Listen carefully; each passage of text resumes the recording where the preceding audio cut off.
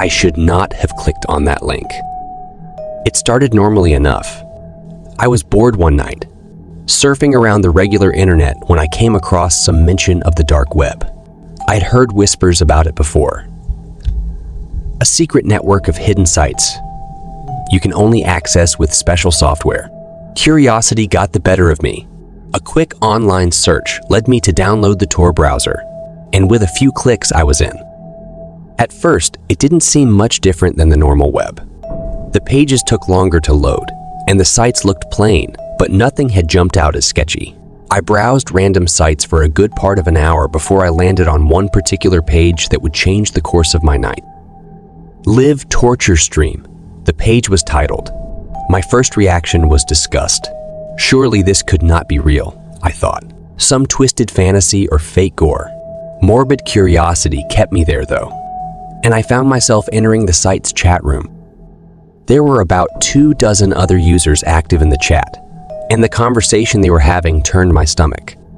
They were talking casually, even jokingly, about someone named Sarah who was apparently being tortured live on camera. I was just about to exit out when a new message popped up from the moderator announcing that the show was starting. Against my better judgment, I didn't leave. When the grainy video feed flickered on, I could see a small concrete room with a metal door on one side. A few moments later, the door opened and two large men wearing black balaclavas came in, dragging a young woman between them. She was sobbing and begging for her life. The men strapped her down to a metal table in the center of the room.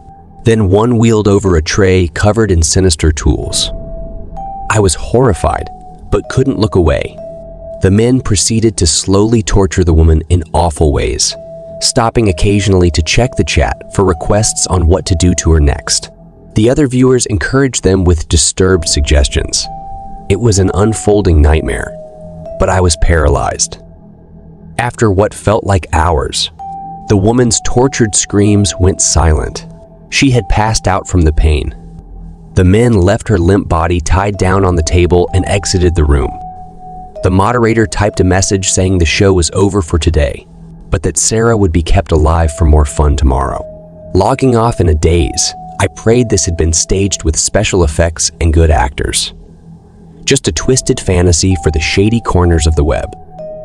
Over the next week, the site became my obsession. I couldn't stop thinking about what I had seen and whether it had been real. Every night I would log in, fixated by the horror unfolding before me. Sarah was clearly being tormented and degraded for real. The brutality was too genuine. I started digging deeper into the site's origins, trying to find some hint of its physical location. Mentions of the time of day during certain torture sessions combined with background noises gave me a sense that it was probably somewhere in Eastern Europe. I became consumed with a need to figure out exactly where this house of horrors was, to locate Sarah and find some way to rescue her from her endless agony. After weeks of obsessive research, I managed to piece together small clues that pointed to a likely city. One night, driven by urgency, I hastily booked a flight. The next day, I was on my way, determined to be the one to shut the sick operation down and free Sarah. Upon arriving in the city, I immediately set out to the area I thought the house was in. It matched the brief views of the surrounding area I had seen on the torture streams. The streets were dingy and lined with run-down buildings. Locating the actual house took hours of combing the area, looking for landmarks from the streams. As night fell, I finally zeroed in on the house. It was an old abandoned property in bad shape. All the windows were blacked out. Heavy padlocks secured the doors. I watched for any activity, but the place appeared still and quiet. Approaching slowly, I made my way to a first-floor window. Bracing myself for the horrors within, I peered inside. It took a moment for my eyes to adjust to the darkness, but then I saw it, illuminated in moonlight, coming through cracks in the boards. The plain concrete room. Metal table stained with blood. A tray of sinister tools. But it was completely empty. There was no sign of Sarah or anyone else. The house had been abandoned long ago. Shaken, I returned home with more questions than answers. Had this been some elaborate fake? A set designed to trick psychopaths who would pay to watch torture? Or had it been real, only long shut down by the time I tracked it down? I'll never know the truth of what I saw in that grainy video feed. But the darkness I stared into on the dark web will forever haunt the edges of my mind. A reminder that true evil exists just out of sight, waiting to trap the unwary curious. Curiosity that almost cost a young woman named Sarah her life as the plaything of the disturbed. Dark corners best left unexplored, no matter how tempting the secrets thought to lurk within. Some doors opened cannot be closed again.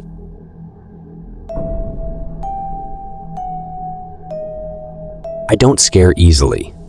I've always been fascinated by the morbid and macabre. So when I first heard whispers about the hidden corners of the internet known as the dark web, I felt compelled to explore them. Late one night, fueled by curiosity, I downloaded Tor and clicked my way through the anonymous network. Most of it was underwhelming. Just text-based sites with boring interface. But eventually I landed on a site that made my blood run cold. It was a live video feed of what looked like an abandoned basement. The lighting was dim, but I could make out a large metal cage taking up most of the room. Inside the cage was a panicked young woman. She was pacing around the confined space, clutching the bars and screaming desperately to be let out. But her cries fell upon deaf ears. The chat box next to the video was flooding with vile comments from viewers reveling in her visible pain and terror. They were requesting she be tortured in horrific ways for their amusement. I watched in shocked horror as a hulking man in a leather apron entered the frame, clutching various sharp implements. He wordlessly approached the cage while the girl inside cowered in the corner, sobbing and begging for mercy. But none would be given. Her agonized wails soon filled the speakers as the torturer set to work on her. I felt paralyzed and nauseous, but couldn't peel my eyes away from the ongoing brutality being live-streamed. The anonymous online spectators continued spurring him on, typing out vulgar and shocking suggestions for how to inflict more pain and humiliation upon the captive girl. This went on for what felt like hours, until she lost consciousness and was dragged off camera. I exited the site shaken to my core. The twisted depravity I had witnessed was not some fake snuff performance, but very real human suffering for the amusement of the deadened souls who frequented the dark web's shadowy corners. What haunted me most was the look of desperation and terror in that girl's eyes. A silent plea for someone, anyone, to save her from her hopeless plight. But down there in the darkness, no savior comes. I still have nightmares about that nameless girl in the cage. But I know the chilling truth is that her agony goes on. The dark web's hungry shadows continue to feed off innocents devoured, and untold numbers of society's most vulnerable suffer fates worse than death for entertainments cloaked in technological anonymity. There are true monsters in those uncharted depths, lurking just out of sight, waiting to awaken your darkest fears.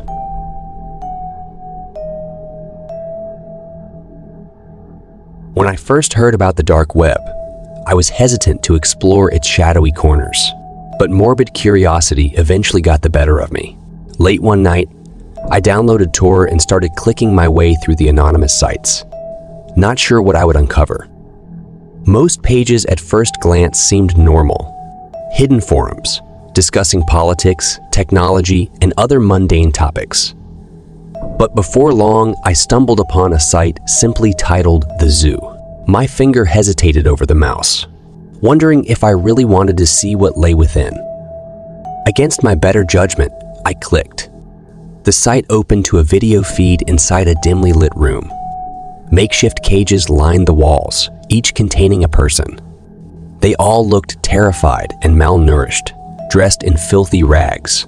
Vile comments flooded the chat from other viewers describing sick things they wanted done to the prisoners.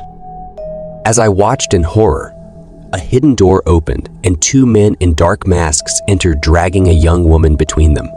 She struggled and begged for her life, but they slapped her quiet and threw her into an empty cage, locking the door. The chat exploded with requests for the new captive to be tortured for their amusement. I felt paralyzed, unable to look away as one of the masked men returned now, wielding pliers and knives. Her screams echoed through my speakers as he began meticulously removing her fingernails, one by one. The chat participants egged him on, devoid of all humanity. Unable to take any more, I finally managed to close the site. But the captive's agonized cries lingered in my mind. I felt sick for having borne witness to such pain and depravity. Ever since that day, I dare not return to those sinister corners of the web. There are true monsters lurking in the shadows, just out of sight, trafficking human lives and selling human suffering for entertainment. Curiosity is not worth feeding the dark web's insatiable appetite. Some doors once opened cannot be closed again. There are horrors that leave permanent scars upon your soul.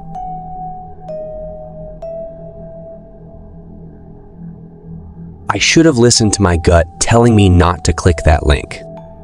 It started innocently enough. I was up late one night, bored and surfing around the regular internet.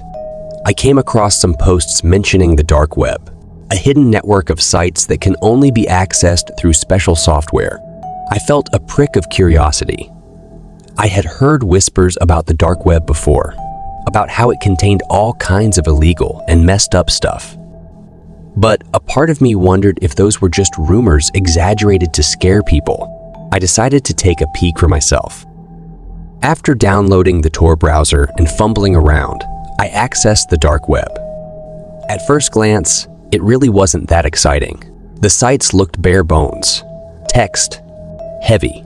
It reminded me of what the whole internet used to look like in the 90s. I clicked through random sites and forums, not seeing anything too crazy. But then I landed on a particular site that made my stomach turn. Read the title. The page had a video player and chat box. I should have closed it immediately, but morbid fascination glued me to the spot. The video flashed on, revealing a dim basement. Two large men in ski masks appeared, dragging a terrified young woman between them. They chained her to a pipe on the wall and ripped her shirt open, exposing her back. One man produced a wicked-looking whip while the other readied a camera. I sat frozen as they proceeded to savagely beat the woman, pausing after each lash to show her wounds up close to the camera. The chat box filled with vile comments from other viewers commanding what body part to target next. The woman's screams pierced my speakers, but the men were ruthless and methodical. This went on until she finally passed out from the pain. The masked men stated they would keep her alive for another session tomorrow.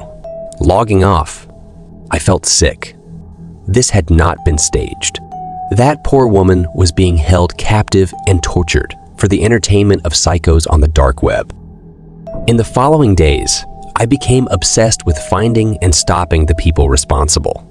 I started spending all night on the dark website, analyzing each video for clues to the location. The men had slipped up a couple times, allowing street noise or landscape to be briefly visible. Using these small clues, I was able to narrow down the likely city. I knew what I had to do next. I took all my savings and hastily booked a flight, determined to track down where they were keeping this woman and get her out. When I arrived in the city, I went straight to the area that matched the glimpse of surroundings from the videos. It was a rough neighborhood on the outskirts filled with abandoned factories and buildings. I searched desperately for anything familiar from the videos. As dusk fell on the second day, I came across an isolated warehouse that gave me chills. This had to be it. I could see a basement window. The glass long shattered. Approaching cautiously, I peered inside. It was hard to see in the darkness, but I could make out a motionless figure slumped against the far wall, chained. Finding a loose board, I pried my way in. The figure did not stir as I made my way across the cold concrete floor. As I got closer, my heart sank. It was the woman, but she was motionless and cold to the touch. Her battered body showed clear signs of prolonged torture. Fury boiled up inside me. I would find the men responsible for this and make sure they faced justice. Above ground, I quickly called the police to report what I had discovered. As I did, I heard the warehouse door creak open behind me. Spinning around, I found myself face to face with one of the masked men, glaring at me. Before I could react, he grabbed me and clamped a chemical soaked rag over my face. As I lost consciousness, my mind raced with the sick realization that I had stumbled straight into their trap, and that soon my own screams would be echoing through the dark web for the depraved thrill seekers in the shadows. I awoke tied down in that same cold basement, my shirt torn open. The masked man grinned down at me, whip in hand. The other had his camera ready. They informed me I had a big audience waiting to watch the show. As the first lash struck my back, I could only pray the police would find me in time. But deep down, I knew no savior was coming. The dark web's hunger was never ending, and anyone fool enough to go looking for its secrets would inevitably wind up prey. This is the chilling reality when curiosity leads you into places meant to remain unseen. That old saying is true. Sometimes ignorance really is bliss. The darkness holds horrors that can't be unseen once discovered. And some doors that get opened should have remained shut. Secrets best left where the light doesn't reach.